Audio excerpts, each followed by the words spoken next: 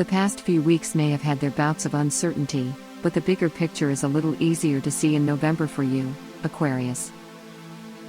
Mercury retrograde in particular brought a bundle of false starts and dead ends, but when this ends on November 3rd, you recognize you can piece together the information to use as a map going forward. Although the markings on the paper may not be so significant right now, you can use the blank spots to fill in your worldview too. Things could go one of two ways when Ceres enters Pisces on the 9th. Of course, this depends on how well you've worked on your second house of earned income and values this year, as the Earth Mother asteroid could reveal that your priorities have been mishandled. If you've truly been putting in the emotional and tangible work though, this transit could ensure that all your needs are provided for, at least for a while. Whether you fall into fortune or not, your 10th house of career and life's work is activated once Mercury enters Scorpio on the 10th. The planet of communication often brings goal-oriented conversations and the making of long-term plans as it travels through this sector of the chart.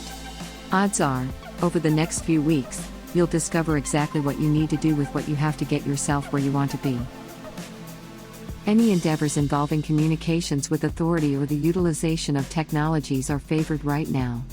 Written projects excel during this time as well, and it's likely you'll end up having an important conversation with a supervisor, parent, or mentor figure. On the 12th, Jupiter makes a conjunction to Pluto for the third time this year in Capricorn and your 12th house. It's time to let go of your baggage once and for all, especially if the past year has brought you face to face with one or more emotional crises. You can remedy the depression that comes from feeling stagnant and stuck by using powerful emotions as a catalyst. This is easier said than done considering the heaviness of this transit, but remind yourself that moving on is not dependent on closure. Often we can find just what we need by releasing the need to know. Indeed, the last couple of months may have involved a lot of pointless flopping around as you try to suss out what was worth the effort. The answers get a little clearer after the 13th, as does your ability to put them into action. That's thanks to Mars stationing direct in Aries in your third house of perception and communication. The key right now is to apply some focus into a direction so you can really rev the engine and take off with some speed. Your support system could give you a jumpstart around the 15th under the new moon in Scorpio in your 10th house. With this fresh investigative energy starting a new cycle in your public sector, you should focus on making contacts of all sorts. You're likely to discover some information that could boost your status or your position, or maybe even net you a promotion. If you're thinking of planning a group activity or party, the 21st or after would be best because Venus will be snuggling up in your 10th house. You're feeling much more friendly than you were earlier this month, and you might even meet someone special through a coworker or boss.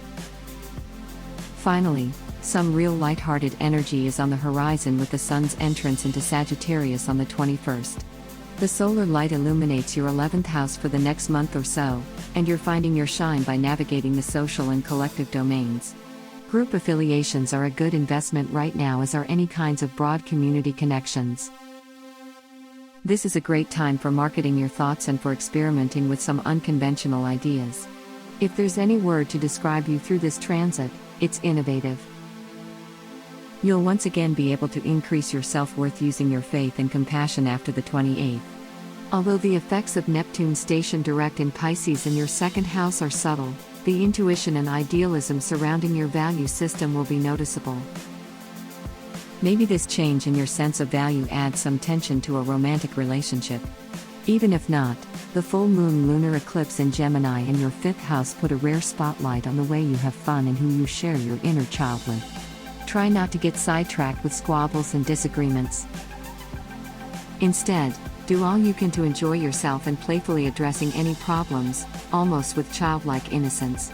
If you can ensure the demands of your life don't overshadow your ability to enjoy life's pleasures, you'll be heading into welcoming weather in December. Thank you so much for watching. Please give us a thumb up if you liked the video. Subscribe our YouTube channel not to miss the next video horoscope. Visit our website GoToHoroscope.com where you can find actual horoscope for today. Download our apps from Google Play and App Store to have your daily horoscope always on hand.